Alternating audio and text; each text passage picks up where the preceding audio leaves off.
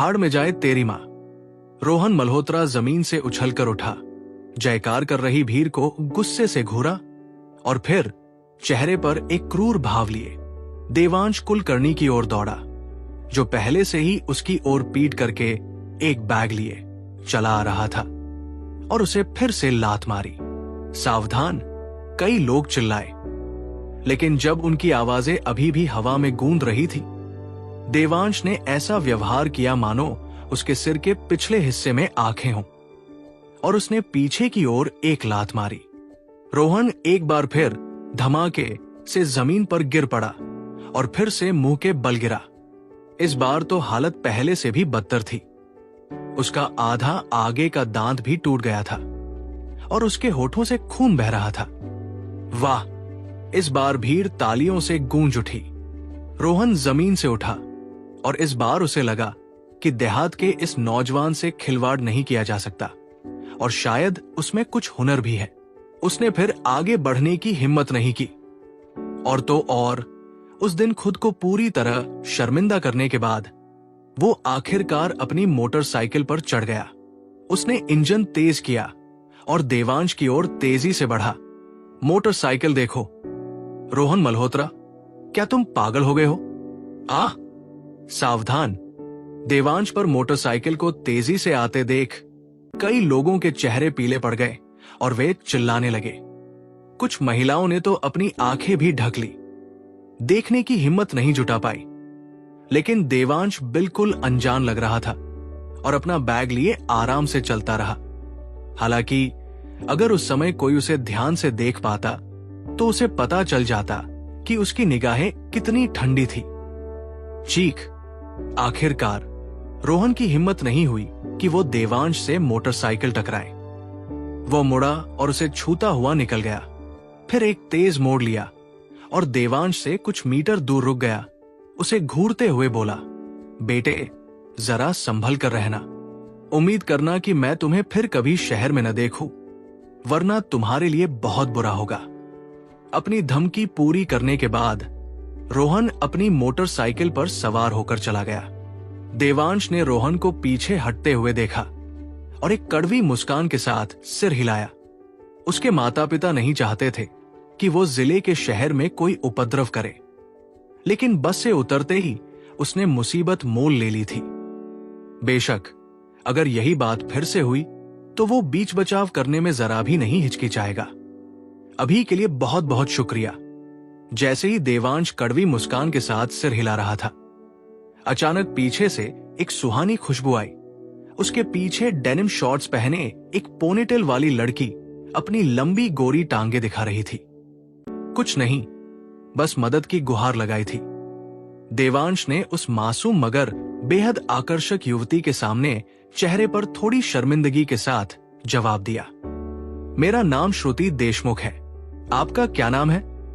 श्रुति ने देवांश की ओर अपना नाजुक हाथ बढ़ाते हुए कहा, देवांश कुलकर्णी। देवांश का मतलब है आत्मा का दिव्य अंश। देवांश ने उस नाजुक हाथ को धीरे से पकड़ लिया जो उसकी ओर बढ़ रहा था। उसका चेहरा शर्म से और भी लाल हो गया। अभी अभी जो लड़का आया था उसका नाम रोहन मल्होत्रा था। वो मेरे ही हाई स्कूल में पढ़ता था, लेकिन 1 साल बड़ा था। अपने परिवार की दौलत और ताकत के बल पर वो हमेशा स्कूल की खूबसूरत लड़कियों को परेशान करता था। ये कहते हुए श्रुति का खूबसूरत चेहरा थोड़ा लाल हो गया। उसे एहसास हुआ कि उसकी बातें शायद खुद की शेखी बघारने जैसी लगे। शुक्र है देवांश को इसकी भनक तक नहीं लगी और तभी उसने चुपके से राहत की सांस ली और आगे कहा, शुक्र है कि उसने इसी साल ग्रेजुएशन किया है और शायद कुछ ही दिनों में कॉलेज जाएगा, वरना बहुत परेशानी होती। खैर, अगर तुम इन कुछ दिनों के लिए सूर्यनगर में ही रहने वाली हो तो उससे दूर रहना ही बेहतर है। आखिरकार मेरी ही वजह से तुम इस सब में फंसी हो। ये तुम्हारी क्या गलती हो सकती है? अगर किसी को दोष देना है तो उस लड़के के माता पिता को, जिन्होंने उसे ठीक से पढ़ाया लिखाया नहीं। देवांश ने कहा, तुम्हारी उम्र क्या है कि इतनी बुजुर्गों जैसी बातें कर रही हो?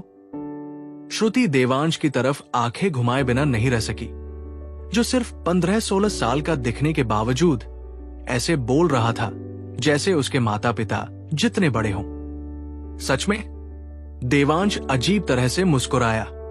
बचपन से ही ऋषि यतिन से प्रशिक्षण लेने और बुजुर्गों के साथ काफी समय बिताने के कारण स्वाभाविक रूप से उनमें वयस्कों जैसी सोच विकसित हो गई थी। हालांकि उनका स्वभाव अभी भी एक युवा जैसा ही था। बिल्कुल। और जिस तरह से आपने रोहन मल्होत्रा को सबक सिखाया वो बिल्कुल शांत और सहज था, बिल्कुल भी किसी बच्चे जैसा नहीं। ओह, आपने जरूर मार्शल आर्ट का अभ्यास किया होगा, है ना? श्रुति ने कहा। उसकी खूबसूरत आंखें देवांश की ओर देखते हुए जिज्ञासा से भर गई। मैंने थोड़ा अभ्यास किया है और कुछ आम मर्द मेरे आसपास भी नहीं आ सकते, देवांश ने स्वीकार किया। आखिरकार वो अभी भी एक भोला भाला नौजवान था जो एक पहाड़ी गांव से आया था और एक खूबसूरत लड़की द्वारा उसके मुंह पर की गई तारीफ से वो शर्मा गया और शर्म और विनम्रता से अपनी नाक छूने लगा। कुछ आम मर्द तुम्हारे आसपास भी नहीं आ सकते? श्रुति की खूबसूरत नजरें देवांश के शरीर पर पड़ी, जो विकासशील अवस्था में होने के कारण काफी लंबा और दुबला-पतला लग रहा था। और अचानक उसने अपने होंठ भींच लिए और हंसते हुए उसे तिरछी नजर से देखते हुए चिढ़ाते हुए कहा, है मैंने पाया है कि तुम न सिर्फ अपनी उम्र के हिसाब से परिपक्व हो, बल्कि तुम्हें शेखी बघारना भी पसंद है। मजाक कर रही थी। खैर, आज मुझे सचमुच तुम्हारा शुक्रिया अदा करना चाहिए। मैं एक दोस्त से मिल रही हूं और मुझे जाना है। अलविदा। ये कहकर श्रुति ने देवांश की ओर हाथ हिलाया, अपनी पतली कमर हिलाई और अपनी लंबी गोरी टांगों के साथ युवा ऊर्जा बिखेरते हुए चली गई। उसे लगता है कि मैं शेखी बघार रही हूं। श्रुति के पीछे हटते हुए रूप को देखकर देवांश ने मुस्कुराते हुए अपना सिर हिलाया। उसने अपनी बात में विनम्रता दिखाई थी। दरअसल उसकी वर्तमान युद्ध शक्ति के साथ एक दर्जन आदमी भी उसके करीब नहीं पहुंच सकते थे। बेशक देवांश को श्रुति को समझाने की जरूरत महसूस नहीं हुई। मुस्कुराते हुए सिर हिलाने के बाद वो अपना सूटकेस उठाकर पूर्व की ओर चल पड़ा। भारत में 1990 के दशक में बड़े शहरों में भी ज्यादा अच्छी रियल एस्टेट एजेंसियां नहीं थी। मालगुडी जिले जैसी छोटी जगहों की तो बात ही छोड़ दीजिए। आमतौर पर मकान मालिक बस किराए पर लिख देते थे या अपने घरों के बाहर किराए का बोर्ड लगा देते थे। उस समय मालगुडी जिले में अपार्टमेंट शैली की व्यावसायिक इमारतें बहुत कम थी। इसमें ज्यादातर सड़कों या छोटी गलियों के किनारे बनी 4 या 5 मंजिला इमारतें होती थी। घर एक दूसरे से जुड़े होते थे और हर परिवार भूतल से ऊपर तक एक ही इमारत में रहता था। हर मंजिल लगभग 40 या 50 वर्ग मीटर की होती थी, जिसमें भूतल से ऊपर तक घुमावदार सीढ़ियां होती थी। पहली मंजिल का इस्तेमाल अक्सर सड़क के सामने दुकान के रूप में, दूसरी मंजिल का इस्तेमाल बैठक और रसोई के रूप में और तीसरी मंजिल से ऊपर आवासीय कमरे होते थे। चूंकि एक इमारत में आमतौर पर 4 या 5 मंजिलें होती थी या कभी कभी 6 या 7 भी, इसलिए 1 या 2 मंजिलें खाली रहना आम बात थी। कुछ परिवार 1 या 2 मंजिलें खाली छोड़ने के बजाय किराए पर दे देते थे। चलते चलते देवांश को कुछ किराए की जगह दिखाई दी, लेकिन कोई भी उसे पसंद नहीं आई और जो पसंद आई वे किराए पर उपलब्ध नहीं थी। जब वो बस अड्डे पर दूर से दिखाई देने वाली हरी भरी छोटी पहाड़ी के पास पहुंचने ही वाला था, तभी देवांश को आखिरकार एक किराए की जगह मिल गई जो उसे पसंद आई। किराए की वो जगह सड़क के किनारे एक 5 मंजिला इमारत थी, जिसके भूतल पर एक साइन बोर्ड बनाने की दुकान थी, जिसमें तरह तरह के साइन बोर्ड लगे थे।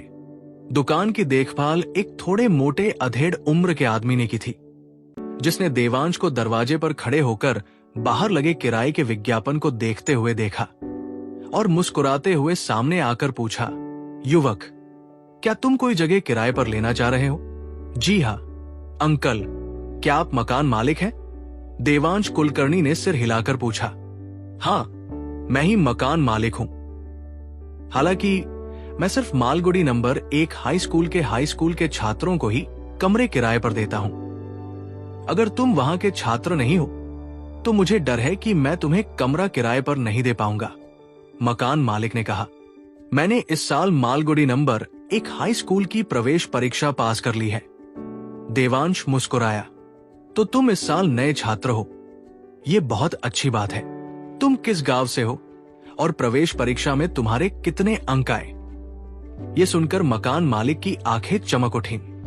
मैं श्वेतागिरी हिल गांव से हूं और प्रवेश परीक्षा में मेरे 550 अंक आए हैं। देवांश थोड़ा हैरान हुआ कि मकान मालिक ये सवाल क्यों पूछ रहा है, लेकिन फिर भी उसने ईमानदारी से जवाब दिया।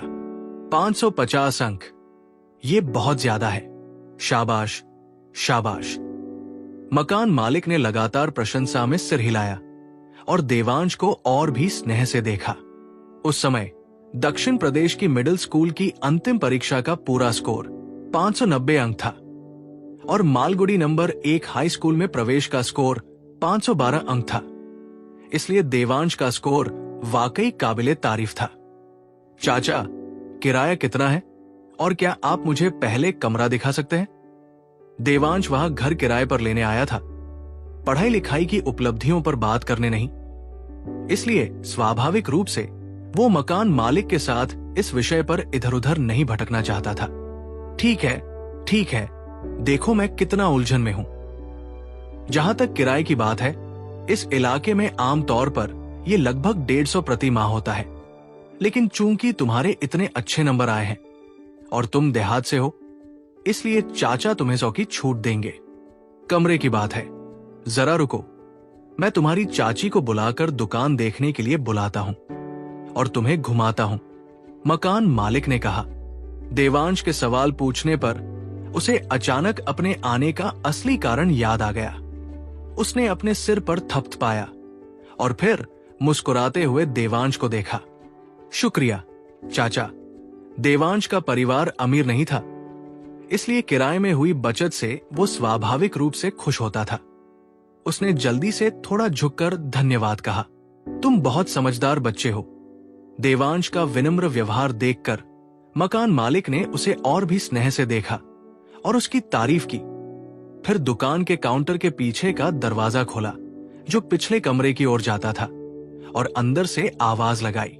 कुछ ही देर बाद एक अधेड़ उम्र की महिला जो काफी दयालु और मिलनसार लग रही थी, पिछले कमरे से बाहर आई। आह ज्योति, ये युवक। ओ, तुम्हारा नाम फिर क्या है? मकान मालिक ने परिचय देते हुए अचानक याद किया कि वो अभी तक देवांश का नाम नहीं जानता था। आंटी, मेरा नाम देवांश कुलकर्णी है। मैं यहाँ एक कमरा किराए पर लेने आया हूँ। देवांश ने अधेड़ उम्र की महिला की ओर हल्के से मुस्कुराते हुए विनम्रता से कहा। मालगुडी नंबर एक हाई स्कूल से? आज ज्योति नाम की महिला ने पूछा। हाँ, मालगुडी नंबर एक हाई स्कूल से, और उसने अपनी प्रवेश परीक्षा में 550 अंक प्राप्त किए हैं, मकान मालिक ने कहा। अधेड़ उम्र की महिला की आंखें थोड़ी चमक उठीं और उसने सिर हिलाया। ये बहुत ज्यादा है, प्रवेश सीमा से काफी ज्यादा अंक। हाँ, अगर वो हमारे लेहाओं को कुछ अंक दे पाते तो हम काफी पैसे बचा सकते थे, मकान मालिक ने कहा। फिर देवांश को थोड़ा उलझन में देखकर उसे दुकान के पिछले दरवाजे से भूतल पर पिछले कमरे में ले गया। भूतल 2 कमरों में बंटा हुआ था। सामने वाला कमरा एक दुकान के रूप में इस्तेमाल किया जाता था, जहां ग्राहक अक्सर आते जाते रहते थे, कुछ हद तक एक सार्वजनिक जगह की तरह। जबकि पिछला कमरा, जो दुकान से एक दीवार और एक दरवाजे से अलग था, पूरी तरह से एक निजी क्षेत्र बन गया था। अंदर गत्ते के डिब्बे, साइकिलें, झाड़ू, डस्टबिन जैसी कई चीजें रखी थी और दूसरी मंजिल तक जाने वाली सीढ़ियां भी यही थी, और सीढ़ियों के नीचे कई जोड़ी चप्पलें रखी थी। बस जूते पहनकर ऊपर चले जाओ, क्योंकि तुम्हारी चाची कुछ दिनों में इसे फिर से अच्छी तरह साफ करने वाली है। देवांश को जूते उतारते देख मकान मालिक ने हंसते हुए हाथ हिलाया। हालांकि देवांश ने देखा कि सीढ़ियां बहुत साफ थी, फिर भी उसने ऊपर जाने के लिए जूते उतारने पर जोर दिया। सीढ़ियां लकड़ी की सर्पिलाकार थी, लाल भूरे रंग से रंगी हुई थी, और उन पर कदम रखना बहुत अच्छा लग रहा था। सर्पिलाकार सीढ़ियां घर के बीचों बीच थी, जो उसे आगे और पीछे के हिस्सों में बड़े करीने से बांट रही थी। रसोई और डाइनिंग रूम दूसरी मंजिल पर सबसे पीछे है। सड़क की तरफ वाले हिस्से में लिविंग रूम और बाथरूम है। मकान मालिक ने सीढ़ियों के दोनों ओर इशारा करते हुए बताया। जब वे दूसरी मंजिल पर पहुंचे, ये जगह मकान मालिक के इस्तेमाल के लिए थी, इसलिए देवांश को ऊपर ले जाने से पहले उन्होंने यूं ही इनका जिक्र कर दिया। दूसरी मंजिल से ऊपर की सभी मंजिलें बेडरूम वाली हैं। तीसरी मंजिल पर तुम्हारी मौसी और मैं रहते हैं। आगे मास्टर बेडरूम और पीछे स्टडी रूम है। चौथी मंजिल पर मेरे बेटे लेहाओं का बेडरूम और गेस्ट रूम है। पांचवी मंजिल किराए पर है और हर मंजिल पर एक बाथरूम है, मकान मालिक ने सीढ़ियां चढ़ते हुए बताया। चौथी मंजिल पर पहुंचकर उसने मास्टर बेडरूम की तरफ देखने के लिए अपना सिर घुमाया। देखा कि दरवाजा बंद था और सीधे वहां गया और जोर से दस्तक दी। धमाका, धमाका, धमाका। कुछ ही दिनों में क्लासेस शुरू हो रही हैं। क्या तुम मुझे 2 दिन और चैन से सोने नहीं दे सकते? कमरे से एक असंतुष्ट आवाज आई। फिर दरवाजा खुला और एक गोलमटोल नौजवान बाहर आया, जो बॉक्सर शॉर्ट्स और बिना शर्ट के था, लगभग देवांश की ही उम्र का। तुम तो सारा दिन बस सोते ही रहते हो। इसे देखो, श्वेतागिरी पहाड़ी से रहने की जगह ढूंढने के लिए सुबह सुबह उठ गया है। मकान मालिक ने गोलमटोल लड़के की नाराजगी भरी बड़बड़ाहट देखकर डांटा। अरे यार, तुम मालगुडी हाई स्कूल आ रहे हो? गोलमटोल लड़के ने उत्सुकता से पूछा, अपने पिता द्वारा किराएदार के लिए रखी गई शर्त को समझते हुए। उसने अपने पिता की डांट को पूरी तरह से अनसुना कर दिया, जिससे उसके पिता निराशा में सिर हिलाते रह गए। पिता पुत्र को देखकर और जो कुछ हुआ था उसे याद करते हुए देवांश को आखिरकार समझ आ गया कि मकान मालिक किराएदार के प्रोफाइल के बारे में इतना खास क्यों था और उसके नंबरों को लेकर इतना चिंतित क्यों था। पता चला कि वो अपने बेटे के लिए एक साथी चाहता था, जो उसे पढ़ाई के लिए प्रोत्साहित करे।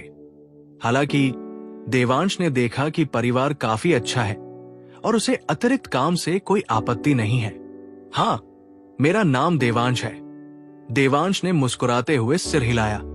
तो अब से हम सहपाठी रहेंगे। चलो देवांश, मैं तुम्हें तुम्हारा कमरा दिखाता हूं। लेहाओं ने उत्साह से देवांश के कंधों पर हाथ रखते हुए कहा, यह देखकर कि उसका बेटा देवांश को पसंद करता है। मकान मालिक के चेहरे पर थोड़ी नरमी आई और पीछे पीछे चलते हुए उसने अपने बेटे से कहा, लेहाओ, देवांश ने मिडिल स्कूल की परीक्षा में 550 अंक प्राप्त किए हैं। तुम्हारा दाखिला एक पेड सीट पर हुआ था और तुम्हारी नींव ज्यादातर लोगों से कमजोर है। तुम्हें उससे पूरी लगन से सीखना चाहिए। अगर तुम्हें कुछ समझ ना आए तो देवांश से पूछो। किसी अच्छे विश्वविद्यालय में जाने का लक्ष्य रखो। मुझे पता है, मुझे पता है, लेहाओं ने अधीरता से कहा। जाहिर है कि उसने अपने पिता की अक्सर झिड़कियां सहन की थी। बेटे, मकान मालिक ने थोड़ा चिढ़कर उसके सिर के पिछले हिस्से पर तमाचा मारते हुए कहा। पापा, आप मुझे बेवकूफ बना देंगे, लेहाओं चिल्लाया। मकान मालिक उसे फिर से मारने ही वाला था कि आखिरकार उसने शर्मिंदगी से अपना हाथ वापस खींच लिया। उसे समझ नहीं आ रहा था कि वो सचमुच उसे नुकसान पहुंचाने की चिंता में था या देवांश के वहां होने की वजह से। 5वीं मंजिल का लेआउट नीचे की मंजिल जैसा ही था। आगे की तरफ 20 वर्ग मीटर से ज्यादा का एक बड़ा मास्टर बेडरूम और पीछे की तरफ एक छोटा बेडरूम था। हालांकि उसमें एक छोटी बालकनी थी। अंदर का हिस्सा बहुत ही सुंदर ढंग से सजाया गया था और साफ सुथरा था, जिसमें डेस्क, बिस्तर और अलमारियां जैसे जरूरी फर्नीचर मौजूद थे। कैसा लग रहा है? आप संतुष्ट तो है ना? लेहाओ जोशी ने पूछा। बहुत अच्छा, देवांश कुलकर्णी ने सिर हिलाया। चूंकि आप संतुष्ट हैं, तो बता दूं कि शुरुआत में 5वीं मंजिल के 2 कमरों में से सिर्फ एक का किराया था, लेकिन वो वैसे भी खाली है, इसलिए अब से पूरी 5वीं मंजिल आपके इस्तेमाल के लिए है। लेकिन अगर मेहमान आए और मैं अपनी तरफ से कमरों का इंतजाम न कर सकूं, तो आपको पीछे वाला कमरा कुछ समय के लिए खाली करना पड़ेगा। मकान मालिक ने राहत की सांस लेते हुए देवांश की संतुष्टि देखकर मुस्कुराते हुए कहा, सच कहूं तो उन्हें देवांश काफी पसंद था। हालांकि वो देहात से आया था, उसका व्यवहार पूरी तरह से सभ्य और विनम्र था और वो ईमानदार दिखता था। उसके कपड़े सादे लेकिन बहुत साफ सुथरे थे। बेशक इसकी मुख्य वजह यह थी कि वो मालगुडी नंबर 1 हाई स्कूल का एक बेहतरीन छात्र था। तो फिर मैं सच में आपका शुक्रिया अदा करता हूं अंकल। देवांश इस कीमत पर इतना अच्छा कमरा पाकर बहुत संतुष्ट था और मकान मालिक का बहुत आभारी था। अब से हम परिवार की तरह हैं। अंकल के साथ यहां विनम्र होने की जरूरत नहीं है, मकान मालिक ने मुस्कुराते हुए कहा। फिर लिहाओ जोशी की ओर मुड़ा। लिहाओ, नीचे जाओ और देवांश का सामान ऊपर ले जाने में उसकी मदद करो। ठीक है। इस बार लिहाओ ने कोई शिकायत नहीं की और तुरंत मान गया। फिर सामान ले जाने के लिए नीचे जाने ही वाला था। जरूरत नहीं, मैं खुद कर सकता हूं, मैं खुद कर लूंगा, देवांश ने जल्दी से कहा। देवांश, तुम सारा दिन कमरा ढूंढते ढूंढते थक गए होगे। पहले तुम आराम करो। इस बच्चे को सामान उठाने दो, ये बहुत मोटा है, इसे ज्यादा घूमना चाहिए, मकान मालिक ने कहा। मकान मालिक ऐसा कह सकता था, लेकिन देवांश उसे ऐसा करने नहीं दे सकता था। इसलिए वो जल्दी से उसके पीछे नीचे चला गया। लेकिन लिहाओ काफी उत्साहित था और इस मामले में उसने तुरंत कार्रवाई की। देवांश अभी ग्राउंड फ्लोर पर पहुंचा भी नहीं था कि वो मोटा लड़का सीढ़ियां उतर चुका था। उसका चेहरा लाल हो गया था। दोनों हाथ सामान उठाने के लिए जोर लगा रहे थे। सामान थोड़ा भारी है, मुझे उठाने दो, ये देखकर देवांश ने जल्दी से कहा और सीढ़ियों से नीचे चला गया। ये सिर्फ थोड़ा भारी नहीं है, ये मुझे बहुत परेशान कर रहा है। बेहतर होगा कि हम दोनों इसे उठाएं, लिहाओ ने हाफते हुए कहा। बकवास, मैंने अभी देवांश को इसे एक हाथ से हमारे घर में ले जाते देखा। यह आपके हाथों में आता है और अचानक ये आपको परेशान करने लगता है और आप इसे दोनों हाथों से नहीं उठा सकते। मुझे यकीन है कि सामान भारी नहीं है, बल्कि यह है कि आपने पूरी गर्मी सिर्फ खाने, सोने और खेलने में बिताई और अब आप कमजोर हो गए हैं। मकान मालिक भी नीचे गया और अपने बेटे का चेहरा चुकंदर की तरह लाल और माथे पर पसीना देखकर ये कहते हुए कि सामान बहुत भारी है, वो गुस्से से उसे घूरने से खुद को नहीं रोक सका। उसी समय देवांश ने हाथ बढ़ाकर लिहाओ से सूटकेस ले लिया, जो उसे उठाने के लिए सचमुच एक हाथ से बड़ी मुश्किल से जोर लगा रहा था। लिहाओ वही हक्का बक्का खड़ा रहा और मकान मालिक ने मौके का फायदा उठाकर अपने बेटे को फिर से नसीहत दी। अरे बदमाश, क्या तूने ये देखा? तू लगभग उसकी ही उम्र का है और कदकाठी में तो देवांश से भी बड़ा है, फिर भी उसे देख, अब खुद को देख, शर्म नहीं आती? लिहाओ अपने पिता से इस तरह डांट खाकर और देवांश की सहजता देखकर यकीन नहीं कर पाया और स्वाभाविक रूप से नाराज हो गया। वो तेजी से आगे बढ़ा, सामान का हैंडल पकड़ा और बोला, देवांश छोड़ो, मैं फिर से कोशिश करता हूं। मुझे यकीन नहीं हो रहा तुम इसे एक हाथ से इतनी आसानी से उठा सकते हो और मुझे दो हाथों से भी इतनी दिक्कत होती है। दोबारा कोशिश करने की जरूरत नहीं है, ये वाकई बहुत भारी है। मैं पहाड़ों पर रहने वाला इंसान हूं, भारी काम करने का आदी हूं, इसलिए मैं मजबूत हूं, देवांश ने विनम्रता से कहा। वो नहीं चाहता था कि लिहाओ को और शर्मिंदा होना पड़े, लेकिन लिहाओ जिद्दी था और कोशिश करने पर अड़ा रहा, इसलिए देवांश ने अनिच्छा से सामान छोड़ दिया। धमाका। जैसे ही देवांश ने सामान छोड़ा, लिहाओ, जो अभी भी अपनी रस्साकशी में पूरी ताकत नहीं लगा रहा था, न सिर्फ सामान को एक साथ उठाने में नाकाम रहा, बल्कि उसके वजन से आगे की ओर खिंच गया और लगभग गिर गया। देखो, तुम दिन भर बस गेम खेलते हो, सोते हो और नाश्ता करते हो। आज से तुम्हारा गेमिंग कंसोल जब्त कर लिया गया है। अब नाश्ता नहीं मिलेगा और तुम व्यायाम करना शुरू कर दोगे, मकान मालिक ने सख्ती से कहा जब उसने देवांश को अपना बैग आसानी से संभालते देखा। जबकि उसका अपना बेटा सामान के साथ लगभग गिर ही गया था। उसका दिल दहल गया। पापा, आप मुझे इसके लिए बिल्कुल भी दोष नहीं दे सकते। सूटकेस बहुत भारी है। अगर आपको मेरी बात पर यकीन नहीं है तो इसे खुद उठाने की कोशिश करो। लिहाओ तुरंत फूट फूट कर रोने लगा और विरोध में चिल्लाया, मैं इसे खुद उठा लूंगा, लेकिन अगर ये हल्का निकला तो तुम्हें, मेरे बेटे, गंभीरता से अपना वर्कआउट शुरू करना होगा। मकान मालिक को यकीन नहीं हुआ कि देवांश इतना भारी सूटकेस इतनी आसानी से उठा सकता है।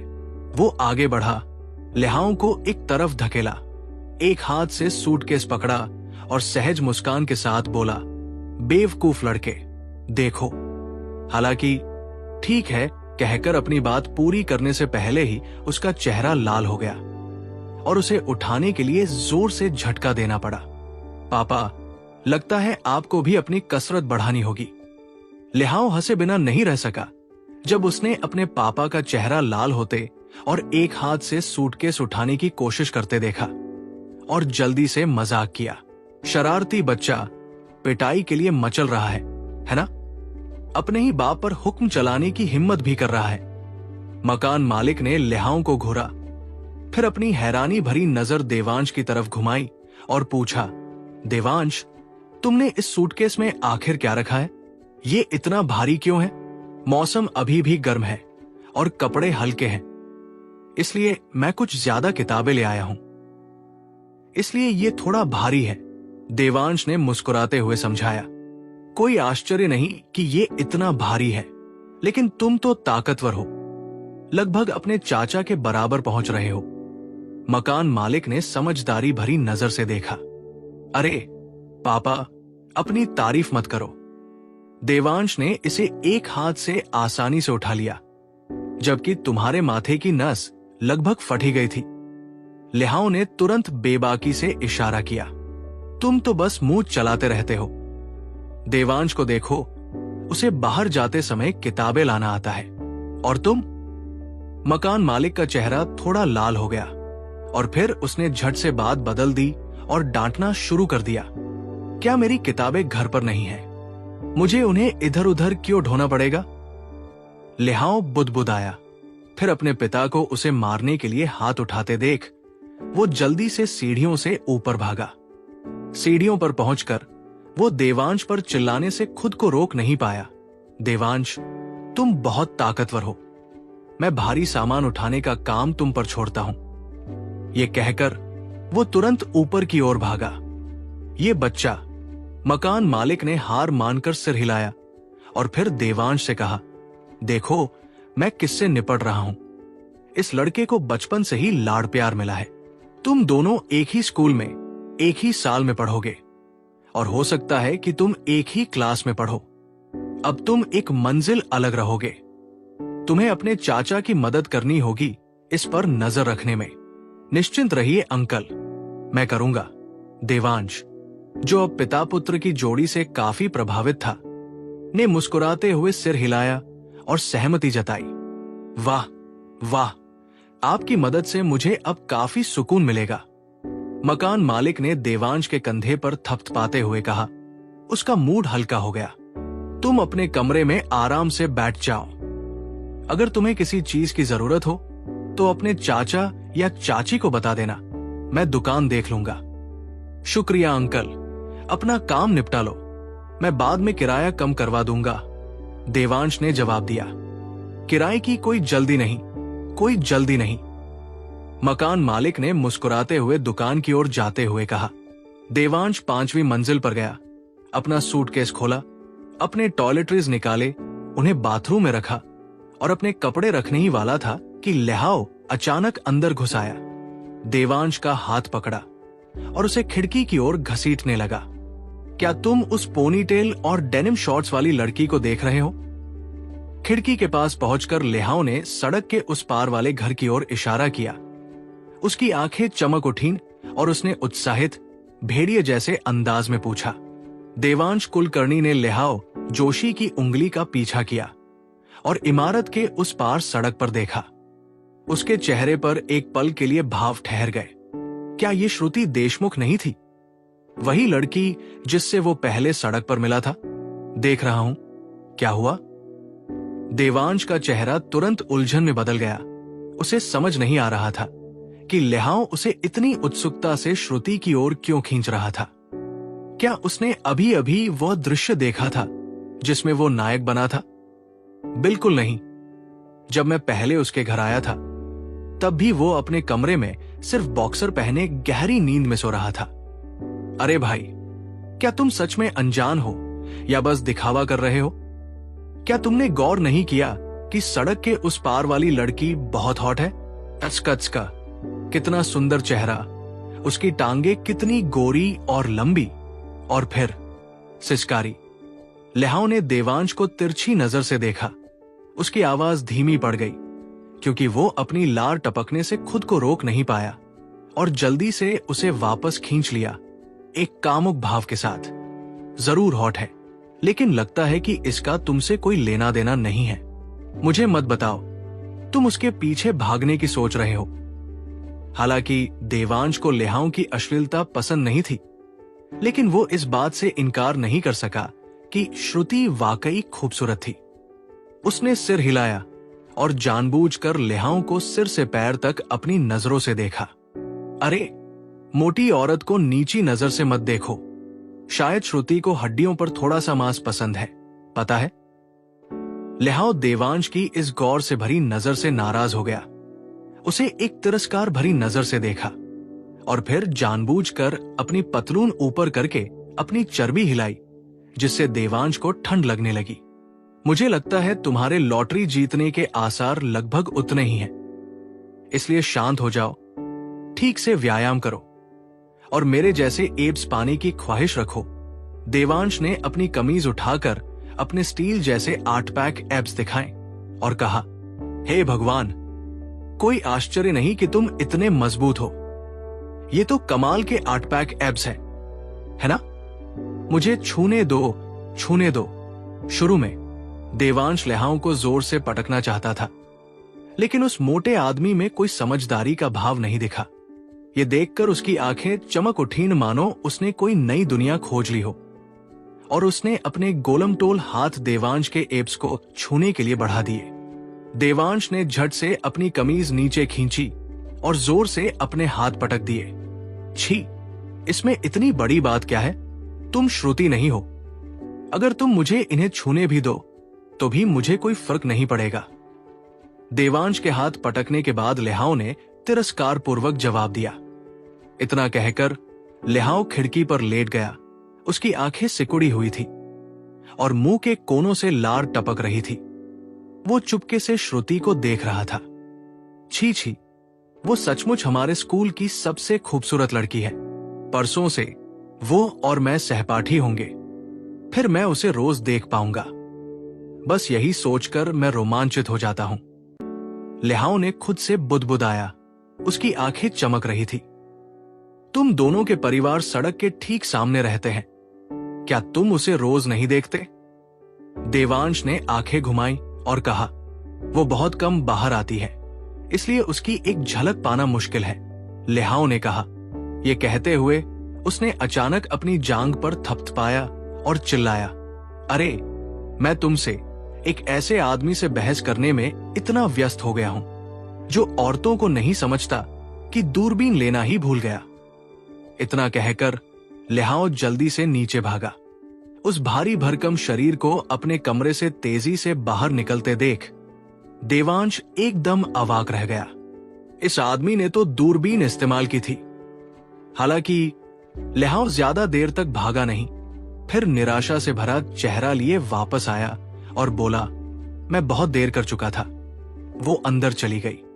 हम एक दूसरे के ठीक सामने रहते हैं और भविष्य में हम दोनों पूर्व छात्र होंगे। क्या दूरबीन से उस पर नजर रखना जरूरी है?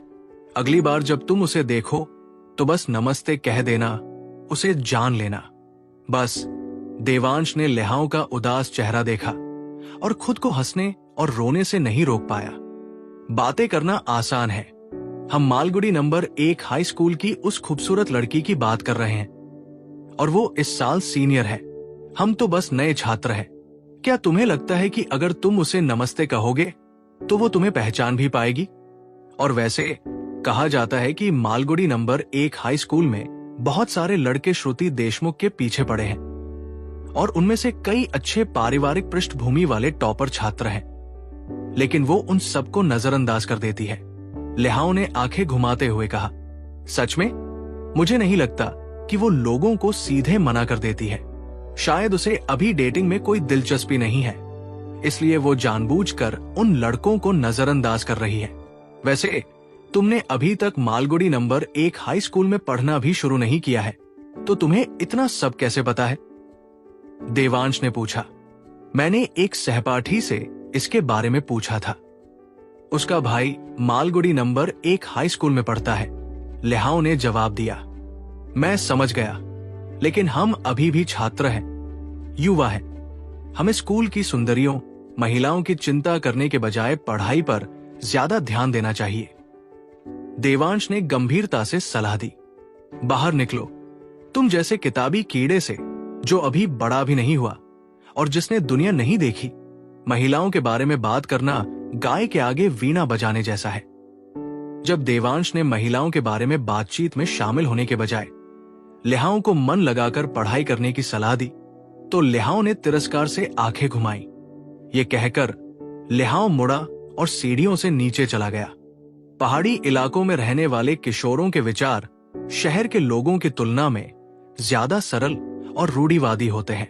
इसके अलावा उस समय देवांश और उसके साथी युवा थे और पूरी तरह से मिडिल स्कूल की परीक्षाओं पर ध्यान केंद्रित कर रहे थे। श्वेतागिरी हिल टाउन हाई स्कूल में कुछ विद्रोही युवाओं को छोड़कर महिलाओं का विषय हमेशा वर्जित था। देवांश पढ़ाई के अलावा अपने व्यवहार और उत्साह को बनाए रखने के लिए साधना में भी काफी मेहनत करता था, इसलिए उसके पास औरतों के बारे में बात करने की ऊर्जा तो बिल्कुल नहीं थी। लेकिन देवांश उस उम्र में था जहां किशोरावस्था शुरू होती है और उसमें स्त्री पुरुष के बीच के मामलों में एक हल्की सी जिज्ञासा पैदा होने लगी थी। खासकर मिडिल स्कूल की परीक्षाओं का दबाव हटने और गर्मी की छुट्टियां बीत जाने के बाद विपरीत लिंग के प्रति उसकी जिज्ञासा बारिश के बाद बेतहाशा उगने वाली घास की तरह फूट पड़ती थी। यहां तक कि उसे रात में भी इसके बारे में सपने आते थे। शुरू में श्रुति देशमुख की मदद करने के बाद देवांश उसे अपने मन से लगभग निकाल चुका था और ध्यान भटकने से मुक्त था। लेकिन अभी लिहाओं की बात सुनकर वो युवा हृदय बेचैन होने लगा। जैसे ही वो अपना कमरा साफ करता, श्रुति का सुंदर चेहरा, उसकी फूली हुई छाती, उभरे हुए नितंब और लंबी गोरी टांगे बेकाबू होकर उसके मन में घूमने लगती। आज मुझे क्या हो गया? सब लिहाओं की गलती है। देवांश, जो मूलतः एक शुद्ध हृदय वाला बालक था, जब भी उसके मन में ऐसी अनुचित छवियां उभरती तो उसे अपराध बोध होता। वो मन ही मन बुड़बुड़ाया और बस अपना काम छोड़कर जमीन पर पालथी मारकर बैठ गया। अपनी सांसों को नियंत्रित किया और अपने आध्यात्मिक मंच को साफ और शांत रखने की कोशिश की। कुछ देर ऐसा करने के बाद देवांश की मनः स्थिति धीरे धीरे शांत हो गई और ध्यान भटकने से मुक्त हो गई। मन साफ होने के बाद देवांश ने आंखें खोली, खड़ा हुआ, कमरे को साफ करना जारी रखा और विशेष रूप से तरोताजा महसूस किया। यह ध्यान तकनीक भी एक रहस्य थी कि कैसे देवांश अपनी पढ़ाई में अच्छे परिणाम प्राप्त कर सका और साधना में बहुत समय बिताने के बावजूद श्वेतागिरी हिल टाउन से जिले के सर्वश्रेष्ठ हाई स्कूल में प्रवेश पाने वाला एकमात्र व्यक्ति बन सका। जब भी उसे पढ़ाई उबाऊ और ध्यान केंद्रित करने में मुश्किल लगती, तो बस कुछ देर इस तरह ध्यान करने से उसे ताजगी मिलती। वो अपनी पढ़ाई में कुशलतापूर्वक डूब पाता और दूसरों की तुलना में कहीं अधिक उत्पादक बन जाता। देवांश कुलकर्णी ने कमरा साफ किया, अपने सूटकेस से सारा सामान निकाला और उसे व्यवस्थित किया। 11 बजने वाले थे। ये देखकर वो नीचे चला गया और सूर्यनगर में घूमकर दोपहर के भोजन के लिए कोई उपयुक्त जगह ढूंढने की योजना बनाई। जब वो दूसरी मंजिल पर पहुंचा तो लिहाओं की मां ज्योति जोशी रसोई में पहले से ही दोपहर का भोजन तैयार कर रही थी। सीढ़ियों पर हलचल सुनकर उन्होंने मुड़कर देवांश को देखा, फिर मुस्कुराकर उसे पुकारा, देवांश, आज दोपहर का भोजन यही कर लेना। शुक्रिया आंटी, लेकिन इसकी कोई जरूरत नहीं है। हालांकि ज्योति का प्रस्ताव शिष्टाचारवश था, फिर भी देवांश के दिल में एक गर्मजोशी थी। उसने जल्दी से उसे धन्यवाद दिया और फिर जल्दी से नीचे चला गया। देवांश को जल्दी से नीचे आते देख ज्योति ने मुस्कुराते हुए अपना सिर हिलाया। उसकी आंखों में संतुष्टि और राहत साफ झलक रही थी। घर में किसी के रहने से उसके बेटे की पढ़ाई तो अच्छी हो सकती थी, लेकिन इससे खाने पीने जैसी असुविधाएं भी होती थी। देवांश को खाने पर न बुलाना भले ही उसकी कंजूसी लगे, लेकिन उसका रोजाना उनके साथ शामिल होना, हालांकि मामूली बात थी, परिवार के माहौल को बिगाड़ सकता था। अब जब देवांश इन नियमों को समझ गया तो ज्योति को राहत मिली। नीचे जाने के बाद देवांश ने पहले तो पिछले दरवाजे से जाने का इरादा किया, लेकिन उसे याद आया कि वो मकान मालिक से चाबी लेना भूल गया था और अगर दुकान बंद हुई तो वापस आकर उसे दरवाजा खटखटाना पड़ सकता है। इसलिए उसने पिछले कमरे को दुकान के सामने से अलग करने वाला दरवाजा धक्का देकर खोल दिया। दुकान में मकान मालिक याझो जोशी कैश डेस्क के पीछे सॉलिटेयर खेलकर समय बिता रहे थे। देवांश को पिछले दरवाजे से अंदर आते देख उन्होंने मुस्कुराते हुए पूछा, बाहर जा रहे हैं? हाँ, बस थोड़ा सा परिचित होने और कुछ सामान खरीदने के लिए घूम रहा हूं, देवांश ने जवाब दिया। देर हो रही है, पहले यही दोपहर का खाना खा लो और फिर लेहाओं को तुम्हें घुमाने दो, याझो ने समय देखते हुए सुझाव दिया। शुक्रिया अंकल, मैं आपके घर पर काफी समय से रह रहा हूं, अब मेरे साथ औपचारिकता की कोई जरूरत नहीं है, देवांश ने कहा। तुम समझदार बच्चे हो, काश लेहाओ भी तुम्हारी आधी समझदार होती तो मुझे राहत मिलती। ठीक है, मैं भी तुम्हारे साथ औपचारिकता नहीं करूंगा, लेकिन याद रखना, अब तुम यहां अकेले हो, जरूरत पड़ने पर मदद मांगने में संकोच मत करना। याझो ने देवांश के उचित जवाब की सराहना करते हुए आगे जोर नहीं दिया। शुक्रिया अंकल, मैं समझ गया। वैसे क्या तुम्हारे पास पिछले दरवाजे की एक अतिरिक्त चाबी है? अगर नहीं है तो मैं एक बनवा सकता हूं, ताकि मुझे तुम्हारी दुकान से अंदर आकर तुम्हारे काम में खलल न डालना पड़े, देवांश ने कहा। मेरी तरफ देखो, मैं तुम्हें चाबियां देना बिल्कुल भूल गया। ये रही पीछे के दरवाजे और तुम्हारे कमरे की चाबियां। मेरे पास अभी भी कुछ अतिरिक्त है। याझो ने हंसते हुए अपना सिर पीटते हुए कहा, फिर दराज से चाबियों का एक गुच्छा निकाला और दो चुनकर देवांश को दे दी। शुक्रिया अंकल, मैं अब बाहर जाकर इधर उधर देखता हूं, देवांश ने चाबियां लेते हुए आभार व्यक्त किया। ठीक है, अपना ख्याल रखना, याझो ने सलाह दी और अपना ध्यान सॉलिटेयर खेल पर केंद्रित कर लिया। याझो के घर से निकलकर देवांश ने अपनी दिशा जांची और सड़क पर पूर्व की ओर चल पड़ा। मालगुडी नंबर 1 हाई स्कूल याझो के घर के पूर्व में स्थित था और देवांश पहले स्कूल देखना चाहता था। मालगुडी नंबर 1 हाई स्कूल याझो के घर से ज्यादा दूर नहीं था, लगभग 15 मिनट की पैदल दूरी या 5 मिनट की साइकिल यात्रा। मालगुडी नंबर 1 हाई स्कूल दक्षिण प्रदेश के मालगुडी जिले का एकमात्र उच्च स्तरीय माध्यमिक विद्यालय है, जिसमें केवल सीनियर हाई सेक्शन है। सुविधाओं और शिक्षण स्टाफ दोनों ही मामलों में मालगुडी जिले में प्रथम स्थान पर है। हर साल कई छात्र IIT दिल्ली, नालंदा विश्वविद्यालय और दक्षिण प्रदेश विश्वविद्यालय जैसे शीर्ष विश्वविद्यालयों में दाखिला लेते हैं। नियमित स्नातक और एसोसिएट डिग्री कार्यक्रमों की बात करें तो ये संख्या और भी ज्यादा है। इस प्रकार मालगुडी जिले के लोगों के लिए मालगुडी नंबर 1 हाई स्कूल में दाखिला लेना आगे चलकर विश्वविद्यालय में जगह सुनिश्चित कर देता है। किसी भी परिवार के लिए अपने बच्चे का मालगुडी नंबर 1 हाई स्कूल में दाखिला पाना निस्संदेह बहुत गर्व की बात होती है। बेशक लेहाओ जोशी जैसे व्यक्ति के लिए, जिसने अपनी फीस देकर दाखिला लिया था, ये बिल्कुल अलग बात थी। हालांकि फीस देने के बावजूद अंकों की सीमाएं थी। आमतौर पर बहुत कम अंक पाने वाले लोग मालगुडी नंबर 1 हाई स्कूल में दाखिले का सपना भी नहीं देख सकते। इसलिए एक नजरिए से मालगुडी जिले के छात्रों के बीच लिहाओं का प्रदर्शन वाकई अच्छा था। अगर वो किसी साधारण हाई स्कूल में पढ़ता तो उसे अव्वल छात्रों में गिना जाता। मालगुडी नंबर 1 हाई स्कूल का माहौल काफी मनमोहक था।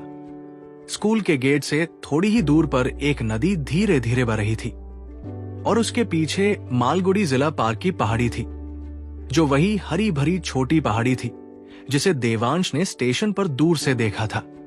ये सचमुच पहाड़ियों से घिरा हुआ था और पानी के पास था। यहाँ का वास्तु काफी अच्छा है और हवा भी दूसरी जगहों के मुकाबले थोड़ी साफ है। बस अफसोस की बात है कि यहाँ साधना करना ठीक नहीं है, वरना स्कूल के छात्रावास में ही रहना और भी बेहतर होता। देवांश, जो छोटी उम्र से ही ऋषि यतिन के साथ साधना कर रहा था और श्वास नियंत्रण, यंत्र चित्रण, मुखाकृति विज्ञान और यहाँ तक कि वास्तु का भी गहन अध्ययन कर चुका था, ने परिसर में घूमने के बाद ये निष्कर्ष निकाला कि मालगुडी नंबर 1 हाई स्कूल का वास्तु न सिर्फ अच्छा है, बल्कि वहां की धुंधली ऊर्जा भी कम है। परिसर में थोड़ा घूमने के बाद देवांश स्कूल परिसर से बाहर निकला और पास में ही एक छोटा सा रेस्टोरेंट ढूंढा। उसने एक मांसाहारी और एक शाकाहारी व्यंजन का ऑर्डर दिया और आराम से खाना खाकर काम चला लिया। खाना खत्म करने के बाद देवांश तुरंत याजहो के घर नहीं लौटा, बल्कि रेस्टोरेंट मालिक से पूछा कि उसे धूप और मोमबत्तियां बेचने वाली कोई दुकान कहां मिल सकती है। धूप और मोमबत्ती की दुकान में अंतिम संस्कार और हिंदू व बौद्ध अनुष्ठानों में इस्तेमाल होने वाली चीजें मिलती थी। धूप और मोमबत्ती बेचने वाली दुकान के बारे में पूछताछ करना किसी युवा के लिए तो दूर की बात थी, ये दुर्लभ था। इसलिए रेस्टोरेंट मालिक ने देवांश को ऐसी दुकान कहां मिलेगी ये बताने से पहले उसे अजीब नजरों से कई बार देखा। देवांश को धूप और मोमबत्ती की दुकान का पता चलते ही वो सीधा वहां पहुंच गया। वहां पहुंचकर उसने पीले अनुष्ठान पत्र के 12 बंडल और थोड़ा सिंदूर खरीदा। पीले अनुष्ठान पत्र के एक बंडल में लगभग 100 पन्ने थे। देवांश का पीला अनुष्ठान पत्र और सिंदूर खरीदना स्वाभाविक रूप से यंत्र निर्माण के उद्देश्य से था।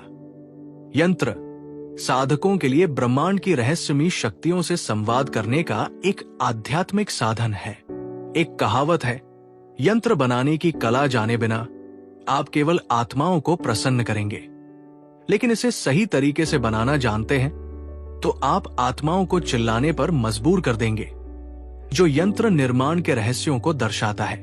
इसलिए ये कोई लापरवाही नहीं थी। हालांकि देवांश ने 6 साल तक ऋषि यतिन से आध्यात्मिक कलाओं का अध्ययन किया था और 2 साल से स्वतंत्र रूप से साधना कर रहा था, फिर भी यंत्र चित्रण में उसका कौशल औसत दर्जे का था। वो आत्माओं को चिल्लाने से कोसों दूर था, इसलिए उसे यंत्र चित्रण का अभ्यास करने में अभी भी बहुत समय लगाना था। जैसा कि कहावत है, अभ्यास से सिद्धि मिलती है। हालांकि यंत्र चित्रण के कुछ गुर हैं। ये केवल एक पैटर्न की नकल करने जितना आसान नहीं है, लेकिन इसमें निपुणता भी बहुत जरूरी है। जिला नगर आने से पहले उसके घर में पीले अनुष्ठान पत्र और सिंदूर का भंडार कम हो रहा था और देवांश को उनके भारी होने के कारण उन्हें साथ ले जाना मुश्किल लग रहा था। इसलिए उसने उन्हें श्वेतागिरी नगर में वापस नहीं खरीदा, बल्कि जिला नगर पहुंचने के बाद उन्हें खरीदना पसंद किया। धूप और मोमबत्ती की दुकान की मालकिन एक अधेड़ उम्र की महिला थी, जिन्हें एक युवक को पीला अनुष्ठान पत्र और सिंदूर खरीदते देखकर बहुत अजीब लगा। आमतौर पर ये सामान खरीदने वाले या तो साधु होते थे या बहुत बड़े लोग। ये पहली बार था जब उसने एक 15-16 साल के लड़के को पीले रंग का अनुष्ठान पत्र और सिंदूर खरीदते हुए देखा। युवक, तुम पीला अनुष्ठान पत्र और सिंदूर किस लिए खरीद रहे हो? देवांश भुगतान करके जाने ही वाला था कि दुकान की मालकिन ने बिना रुके पूछा और उसके जवाब का इंतजार किए उसने कहा, मैं सिद्धेश्वर मंदिर के एक महायाजक और तपोवन आश्रम के एक आध्यात्मिक गुरु को जानती हूँ। अगर तुम्हारे परिवार को उनकी जरूरत है तो मैं तुम्हारे घर पर अनुष्ठान करवाने के लिए उनसे व्यवस्था करवा सकती हूं। जाहिर है उसने सोचा होगा कि देवांश के परिवार में किसी की मृत्यु हुई होगी या किसी अशुद्ध व्यक्ति का सामना हुआ होगा। शुक्रिया, लेकिन जरूरत नहीं, मैंने तो बस थोड़ा मजा लेने के लिए ये खरीदे हैं। देवांश एक पल के लिए स्तब्ध रह गया, फिर लापरवाही से जवाब दिया और धूप और मोमबत्ती की दुकान से चला गया। थोड़ा मजा ले लो। आजकल के युवाओं को समझना वाकई मुश्किल होता जा रहा है। दुकान की मालकिन ने देवांश को पीछे हटते हुए देखा, अपना सिर हिलाया और मन ही मन बुदबुदाया। किराए के घर लौटकर देवांश कुलकर्णी ने देखा कि लेहाव जोशी के कमरे का दरवाजा कसकर बंद था और उसने अंदर राहत की सांस ली। वो नहीं चाहता था कि लेहाव उसे पीले अनुष्ठान पत्र का एक बड़ा ढेर ले जाते हुए देखे। वो अपने शयन कक्ष में भागा, फिर दरवाजा बंद कर लिया। देवांश ने थोड़ा सिंदूर तैयार किया और पीला अनुष्ठान पत्र बिछा दिया। उसने एक गहरी सांस ली, अपने मन से सभी भटके हुए विचारों को पूरी तरह से साफ किया, अपने मन को एकाग्र किया और हाथ में ब्रश लेकर उसने यंत्र बनाना शुरू कर दिया। वो जो यंत्र बना रहा था वे अपेक्षाकृत सरल प्रतीक थे, जैसे मन शुद्धि यंत्र, दुष्ट निवारक यंत्र, गृहरक्षा यंत्र और कुछ जलबान यंत्र और अग्निगोल यंत्र, जिनकी आक्रमण शक्ति बहुत ज्यादा नहीं थी। हालांकि ये यंत्र जितने भी सरल हों, इन्हें सफलतापूर्वक बनाना आसान नहीं था। 8 वर्षों तक आध्यात्मिक मार्ग पर चलने और ऋषि गुहन की विरासत को प्राप्त करने के बाद और अपनी साधना के प्राण साधना के तृतीय स्तर तक पहुंचने के बाद भी उन्होंने लगभग 100 पीले अनुष्ठान पत्रक बर्बाद कर दिए थे। लेकिन केवल एक अनिष्ट निवारक यंत्र और एक अग्निगोल यंत्र ही सफलतापूर्वक बना पाए, जिसकी सफलता दर लगभग 2% थी। 100 से ज्यादा पीले अनुष्ठान पत्रक बनाने के बाद देवांश लगभग थक गया था। वो कुछ देर तक पालथी मारकर बैठा रहा और सांसों को नियंत्रित करता रहा। उसके बाद उसे कुछ शक्ति वापस लौटती हुई महसूस हुई। फिर वो उठा और आध्यात्मिक ऊर्जा से ओतप्रोत वास्तविक यंत्रों, अनिष्ट निवारक यंत्र और अग्निगोल यंत्र को सावधानी पूर्वक रख दिया। इन दोनों यंत्रों को पूरा करने में उसे लगभग आधा दिन, लगभग 100 पीले अनुष्ठान पत्रक और 3 दिनों की आध्यात्मिक ऊर्जा संचयन लगा। दूसरों को ये साधारण आड़ी तिरछी रेखाएं लग सकती थी, लेकिन उसके लिए ये उसके परिश्रम का फल थे, जिन्हें किसी भी आपात स्थिति के लिए अच्छी तरह से संभाल कर रखना जरूरी था। चूंकि यंत्र बनाने में उसकी सफलता दर बहुत कम थी, इसलिए उसे पहले से तैयारी करनी पड़ी। किसी भी चीज के लिए तैयार रहने का यही मतलब था। मुझे आश्चर्य है कि मैं कब उस मुकाम तक पहुंच पाऊंगा जहां यंत्र मेरे दिल की बात मानेंगे। बिना किसी कष्ट के एक ही झटके में यंत्र बना सकूंगा। यंत्रों को जमा करने के बाद देवांश ने कुछ असंतुष्ट होकर मन ही मन बुदबुदाया। देवांश को यह नहीं पता था कि आज इस दुनिया में जो लोग सचमुच यंत्र बनाना जानते हैं, वे रेगिस्तान में मोर के पंखों की तरह दुर्लभ हैं। और वे ज्यादातर बड़े लोग ही होते हैं जिनकी सफलता दर देवांश से ज्यादा अच्छी नहीं होती। अगर लोगों को पता होता कि 15-16 साल का कोई किशोर असली यंत्र बना सकता है और फिर भी असंतुष्ट रहता है, तो वे शायद अपना सिर दीवार से टकरा रहे होते। बेशक देवांश बस मन ही मन बड़बड़ा रहा था।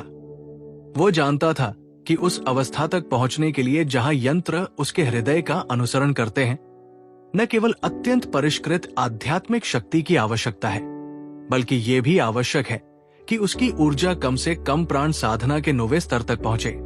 और यहां तक कि उसके अत्यंत कुशल गुरु ने भी प्राण साधना के 8वें स्तर तक ही पहुंच पाया था। उसे अभी बहुत कुछ करना था। यंत्रों को रखने और मन ही मन कुछ बुदबुदाने के बाद देवांश के पेट से गुर्राहट की आवाज आने लगी। ये पता चला कि यंत्र बनाने में न केवल मानसिक और आध्यात्मिक ऊर्जा खर्च होती है, बल्कि शारीरिक शक्ति भी खर्च होती है।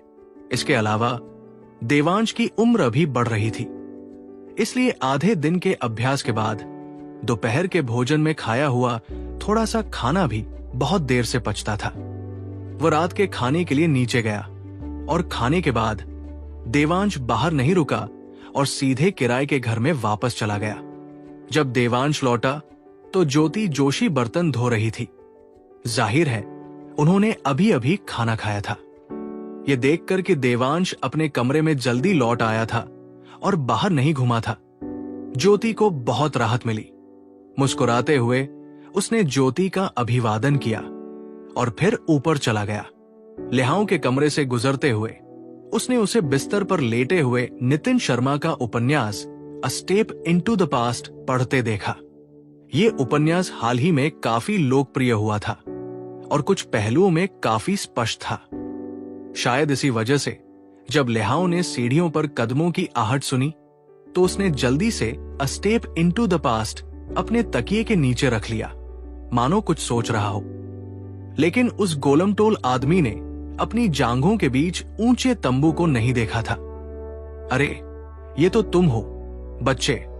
जब लेहाओं को एहसास हुआ कि ये देवांश है तो उसने उसे एक नजर घूरा और फिर तकिए के नीचे से a step into the past निकालकर पढ़ना जारी रखा। कौन सा उपन्यास पढ़ रहे हो?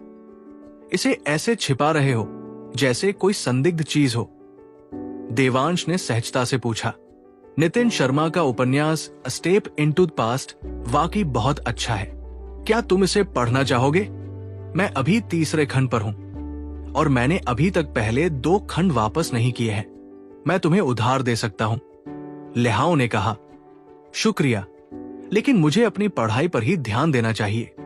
देवांश मुस्कुराते हुए सिर हिलाते हुए चला गया। वाह, स्कूल शुरू होने से पहले ही तुम इतने मेहनती हो। लेहाओं ने आंखें घुमाई और फिर अपने उपन्यास का एक बार फिर से आनंद लेने के लिए अपना सिर नीचे कर लिया। देवांश अपने कमरे में लौट आया, दरवाजा बंद कर लिया और पढ़ने के बजाय बिस्तर पर पालथी मारकर बैठ गया, अपने आध्यात्मिक मंच की रखवाली करते हुए, उसकी स्पष्टता बनाए रखते हुए और अपना दैनिक ध्यान शुरू कर दिया। देवांश जिस साधना विधि का अभ्यास करता था उसे नवरत्न 9 अमृत रहस्यमय विधि कहा जाता था, जो एक श्रेष्ठ और गहन विधि थी। दुर्भाग्य से आजकल प्रकृति की आध्यात्मिक ऊर्जा दुर्लभ है। हर जगह धुंधली ऊर्जा भरी हुई है और केवल राहु और ब्रह्मा मुहूर्त के भारतीय समय में ही कोई मुश्किल से साधना कर सकता है। अन्य समयों में श्रेष्ठ और गहन विधियां भी अधिकांशतः अप्रभावी होती है। इसलिए देवांश आध्यात्मिक शक्ति को संघनित करने के लिए आमतौर पर ध्यान विधि पर निर्भर रहता था, जो प्रकृति की आध्यात्मिक ऊर्जा की धुंधली ऊर्जा के उतार चढ़ाव से अप्रभावित रहती है। चूंकि आज यंत्र निर्माण ने काफी मानसिक ऊर्जा खर्च कर दी थी, इसलिए देवांश को अपनी आध्यात्मिक शक्ति पुनः प्राप्त करने के लिए तुरंत ध्यान करने की आवश्यकता थी। वो राहु काल तक इसी मुद्रा में बैठा रहा, जो रात 11 बजे से सुबह 1 बजे तक होता है। देवांश ने चुपचाप अपने कमरे का दरवाजा खोला, सीढ़ियां पार की, उसके पीछे वाले कमरे से गुजरा और बालकनी में पहुंच गया। आसमान में एक चमकीला चांद लटका हुआ था और चांदनी पानी की तरह नीचे गिर रही थी, जिसमें गर्मी के दिनों में दुर्लभ ठंडक का एहसास था। इस समय आमतौर पर चहल पहल से भरा रहने वाला जिला शहर असाधारण रूप से शांत हो गया था। कीड़ों की चहचहाट हल्की सी सुनाई दे रही थी। राहुकाल, जब शक्ति अपने चरम पर होती है और पुरुष उदय होने लगता है, ब्रह्मांडीय परिवर्तन का समय, दिन में साधना के लिए सबसे अच्छा क्षण होता है। इसे संजोकर रखें। ऋषि यतिन के शब्द देवांश के मन में कौंध गए और लगभग सहज ही वो पालथी मारकर बैठ गया, अपने हाथों से अपने पेट को ढक लिया। जल्द ही देवांश का पेट लयबद्ध रूप से फूल गया और सिकुड़ गया और उसकी नाक की नोक पर सांसों को अंदर बाहर आते जाते देखा जा सकता था, जैसे किसी ठंडे सर्दियों के दिन में सांसें चलती हैं, जो धुंध के रूप में दिखाई देती थी, हालांकि अपेक्षाकृत कम स्पष्ट थी। चांद चुपचाप बादलों के पीछे छिप गया और जल्द ही 1 घंटा बीत गया। देवांश ने धीरे से आंखें खोली, हल्की सी आह भरी, उठकर अपने शयन कक्ष में वापस आ गया। बिस्तर पर लेट गया, सिर के पीछे हाथ रखे छत को कुछ उदास भाव से देखता रहा। जिला कस्बे में जनसंख्या घनत्व बहुत ज्यादा है, इमारतें घनी हैं और कारखाने भी कम नहीं हैं। हालांकि मैंने पहाड़ी पर एक पार्क के पास जगह चुनी थी, फिर भी यहाँ की हवा श्वेतागिरी पहाड़ी की तुलना में काफी कीचड़ भरी है। राहुकाल में भी हवा में आध्यात्मिक ऊर्जा बहुत कम होती है। यहाँ 10 बार साधना करना श्वेतागिरी पहाड़ी पर एक बार साधना करने के बराबर भी नहीं हो सकता। लेकिन मुझे जिला कस्बे में अध्ययन करना है, इसलिए साधना के लिए श्वेतागिरी पहाड़ी पर वापस जाना निश्चित रूप से सुविधाजनक नहीं है। मुझे क्या करना चाहिए? देवांश ने छत की ओर देखा, अपने शरीर में ऊर्जा को महसूस किया जो अभी तक बढ़ी ही नहीं थी, और वो काफी परेशान महसूस कर रहा था। 2 साल पहले अपनी विरासत प्राप्त करने के बाद से उसने तेजी से प्रगति की थी, और प्रत्येक साधना सत्र के बाद उसके शरीर में ऊर्जा में उल्लेखनीय वृद्धि हुई थी। फिर भी आज ये मुश्किल से दिखाई दे रही थी। लगता है कि मैं केवल अमृत और आत्मा संग्रह सरणी स्थापित करने के माध्यम से ही समाधान सोच सकता हूं। लेकिन अमृत शोधन के लिए कीमती सामग्री की आवश्यकता होती है, और आत्मा संग्रह सरणी स्थापित करने के लिए क्रिस्टल की आवश्यकता होती है। मैं पहाड़ों का एक गरीब छात्र इन महंगी सामग्रियों को खरीदने के लिए पैसे कहां से लाऊं? देवांश ने 2 समाधानों के बारे में सोचा, लेकिन अमृत शोधन या आत्मा संग्रह सरणी के निर्माण के लिए महंगी सामग्री खरीदने की आवश्यकता ने उसे और अधिक चिंता और सिरदर्द में डाल दिया। अगर ये सचमुच काम नहीं करता है तो मैं इसी तरह धीरे धीरे साधना जारी रख सकता हूं, और समय के साथ मुझे निश्चित रूप से कुछ सुधार दिखाई देंगे। काफी देर तक सोचने के बाद कोई अच्छा समाधान न सूझने पर देवांश कुलकर्णी ने खुद को सांत्वना दी। लेकिन हाई स्कूल से स्नातक होने के बाद मुझे निश्चित रूप से विश्वविद्यालय जाना होगा। विश्वविद्यालय के बाद मुझे काम करने और जीवन यापन करने के लिए समाज में प्रवेश करना होगा, और सांसारिक मामलों से बेपरवाह दूर पहाड़ियों में एकांत में रहने वाला एक साधु बनना संभव नहीं होगा। वर्तमान स्थिति को देखते हुए बड़े शहरों में आध्यात्मिक ऊर्जा शायद और भी कम हो जाएगी। क्या ऐसा हो सकता है कि मैं भविष्य में भी इसी धीमी गति से साधना जारी रखूं? जैसे ही देवांश खुद को सांत्वना देने लगा, उसे अचानक याद आया कि ये केवल हाई स्कूल के 3 वर्षों की समस्या नहीं थी, बल्कि उसके शेष जीवन की साधना से जुड़ा एक मुद्दा था। और वो फिर से चिंता करने लगा। मैं ऐसे बिल्कुल नहीं चल सकता।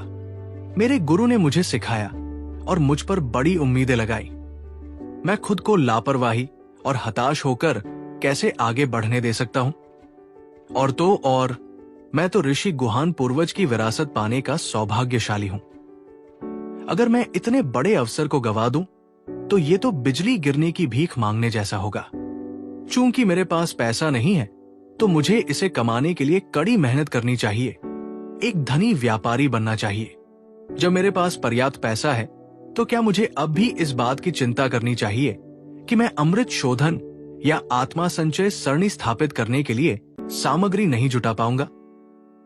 रात के अंधेरे में देवांश की निगाहें धीरे धीरे दृढ़ होती गई।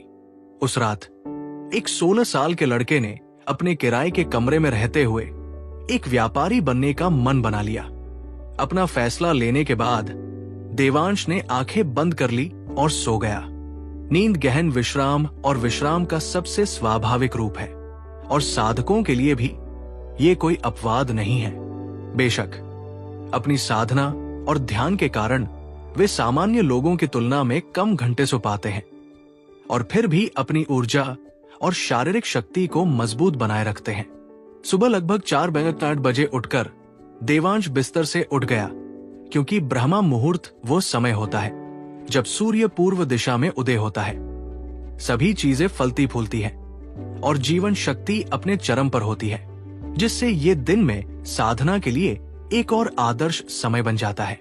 नहाने के बाद देवांश एक बार फिर 5वीं मंजिल की बालकनी में गया, पूर्व दिशा की ओर मुंह करके पालथी मारकर बैठ गया और अपनी आंखें बंद कर ली। पूर्व दिशा में पार की पहाड़ियों के पीछे का आकाश लाल होने लगा। सुबह की बैंगनी और लाल चमक अशांत समुद्र की तरह उछल रही थी। अंततः बादलों के बीच से लाल सूरज की एक किरण निकली, जिसने धरती पर सुनहरी लाल किरणें बिखेरी। हफ, देवांश ने एक गहरी सांस छोड़ी, फिर आंखें खोली, उठा और नाश्ते के लिए नीचे चला गया। ब्रह्मा मुहूर्त में साधना पिछले राहु काल की तरह लगभग अदृश्य रूप से मामूली प्रगति कर रही थी। नाश्ते के बाद देवांश अपने किराए के कमरे में वापस नहीं लौटा, बल्कि इधर उधर भटकता रहा, ये देखने के लिए कि क्या पैसे कमाने के कोई व्यावसायिक अवसर हैं। हालांकि एक पहाड़ी गांव से आया एक लड़का, जिसे व्यापार का कोई अनुभव नहीं था, वो सिर्फ घूम घूम कर व्यावसायिक अवसरों को कैसे पहचान सकता था।